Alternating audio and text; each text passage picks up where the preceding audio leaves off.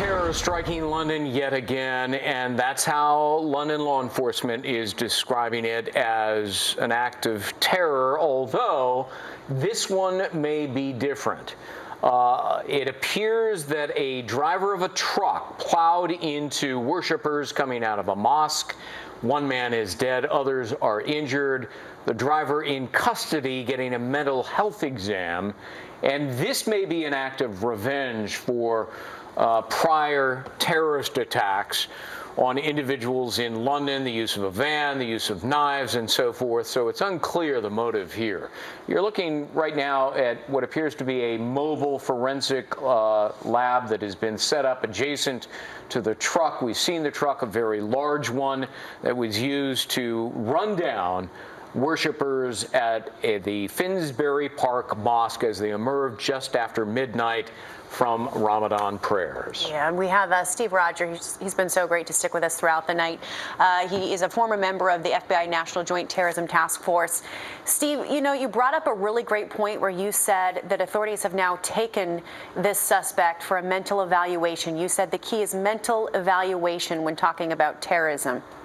Yes, that's going to lead the police in one of two directions. A, if they find out that this individual is mentally competent and has the ability to plan an attack like this, then that'll probably lead them to the conclusion that this was a terrorist attack.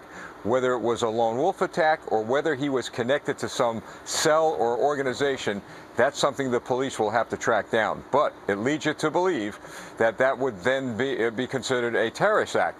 Now, if the hospital says that this individual has a mental health issue, that he may have a history of mental health issues, it'll steer the police away from a planned terrorist attack to probably a revenge attack. Someone who just decided that he was going to take things into his own hands and make people pay, in his mind, pay for what's been happening in London.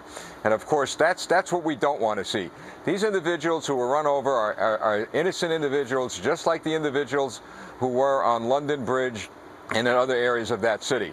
But this is why it's so important that this mental health evaluation gets concluded quickly. Mm-hmm. Steve, I'm just reading some eyewitness accounts. One woman at the scene said that people gathered round the truck, that it collided with individuals, and there was a lot of commotion, she says. Quote, there was a white van, everyone was clamoring around it, shouting at the man. Police were pushing all of us back. And according to the witness, people were shouting that the incident was an act of Islamophobia, of white supremacy. So that would seem to dovetail with the suspicions here that this was an act of revenge. Well, yes, but we don't know that. You know, people are going to draw many, many conclusions as to why an act was taken by an individual. If, in fact, this individual has a mental health history of problems, if, in fact, this person is just someone who is a crazed individual, then the definition of a white person going out there and has this revenge attitude is simply not true. But it could be both, Steve. I mean, it could be somebody who is mentally disturbed and at the same time angry and seeking retribution. Oh, you're absolutely right. And the way they'll find out is if they when they look at his computers and look at his other forensics that they're looking at, if they find social media comments, social media postings that target Muslims, then there you go. Just what you said, a mixture of those two. But it's going to take a totality of information that's going to cause the police to come to a conclusion whether this was, in fact, revenge or a terrorist attack. This is why it's taking so long for them to publicly say this is, in fact, A or B. I'd like to go back to the live photos that we have right there, if we can, where you can see a forensic tent that is set up. Can you talk about what's going on inside there? Well, right now in that tent, they probably have evidence that has been gathered at the scene. Now, we're talking about anything, for example, that the suspect had on him and could have dropped. His cell phone, if he had one, could have been dropped. Maybe there's a weapon in there. They also had that truck, so there's no doubt in my mind they took everything out of that truck and they put it in that tent. Now, why in the tent? that tent protects the evidence from being contaminated. The old days, you would put it, you put that evidence in bags and transport it to police headquarters.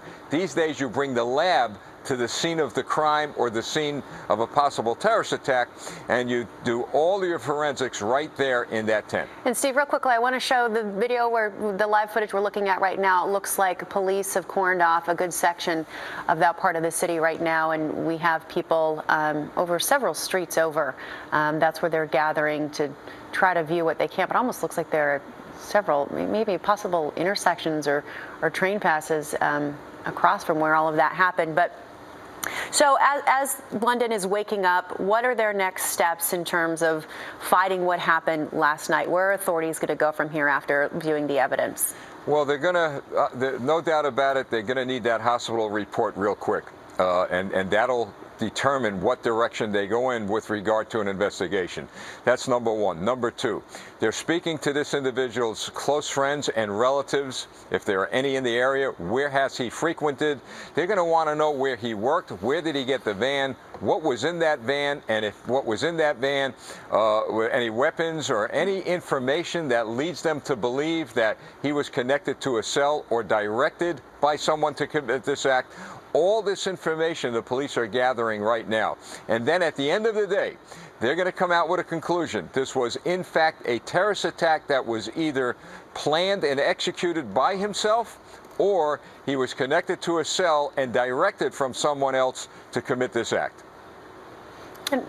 Well, Steve, I want to go back to the genesis of all of these attacks, not just tonight, because tonight may be different. But the spate of attacks that London and Europe at large has suffered, different than isolated attacks that have occurred in the United States, in Florida, for example, the nightclub shooting, in Ohio, at Ohio State, the individual attack there, far more prevalent in Europe. Is that because there are larger groups of unassimilated Muslims that tend to become so isolated that isolation can sometimes breed anger? Well, absolutely right. They have very open borders there. There is not the vetting in those countries that we have here. Obviously, the president rightfully has asked for more stringent vetting to make sure that this country is protected. What Europe is suffering is a result of politically correct policies, because they were more concerned about offending certain groups than protecting their people. That is a fact. We're seeing the end result of that. And assimilation is very important. Look, you go to a country, you have to respect the culture of that country, respect their laws, respect their traditions and their values. That doesn't mean that the people of that country will not respect yours. But when you move into a nation, you have to learn how to live under the laws of that nation you move in. And that's where assimilation comes in. A lot of education. We do it better here than they do it there. And we could, I could tell you, our intelligence agencies, no doubt in my mind, have prevented a lot of attacks because of the work that they've done in the communities. We have a lot of local law enforcement agencies that are part of the intelligence gathering apparatus of this country, whereas in Britain, I understand that the police many times were told not to go into certain areas where they have a large population of Muslims. You can't live that way under one roof. You're either one country or you're going to be several countries. And right now, Britain seems to be several countries. And a person who lives in Britain said to me about a month ago, and it was kind of a chilling, daunting statement. She said to me, "Mr. Rogers, we are losing our country." And this is the way it seems like it's going, that they're losing control of their country. We're not losing control of the United States. We now have a president, and I'm sure we're going to have a Congress that's looking at everything that's going on in Europe, and we're going to do everything we could to make sure that we do not become another Great Britain. Steve, walk me through these investigations as you look into these individuals that are known to law enforcement. I would imagine it's very time-consuming and very expensive. And at what point do you cool off on watching some of the other ones, then increase your your sight on some of the others. How does this work? It just seems very time-consuming and pretty hard, but I know that's what we're paying for as citizens here. Well, it certainly is. It goes back to the days when the FBI and intelligence agencies followed and kept the mob, the mafia, under surveillance. You had thousands of mob members across the country, but you only had the manpower and the money to follow and surveil a few. So it's all of this surveillance and all of this following individuals is based on the totality of information you have with regard to that particular individual that you have targeted to follow. It's in addition to targets.